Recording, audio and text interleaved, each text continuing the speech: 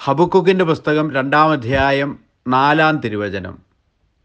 ഹൃദയ പരമാർത്ഥതയില്ലാത്തവൻ പരാജയപ്പെടും, എന്തെന്നാൽ നീതിമാൻ തൻ്റെ വിശ്വസ്തത മൂലം ജീവിക്കും.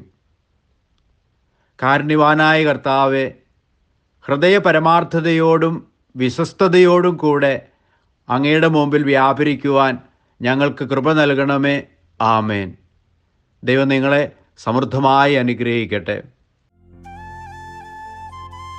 നമ്മുടെ കർത്താവ് ഈശോ മിശിഹായുടെ കൃപയും പിതാവായ ദൈവത്തിൻ്റെ സ്നേഹവും പരിശുദ്ധാത്മാവിൻ്റെ സഹവാസവും നാം എല്ലാവരോടും കൂടി ഉണ്ടായിരിക്കട്ടെ, ഇപ്പോഴും എപ്പോഴും എന്നേക്കും.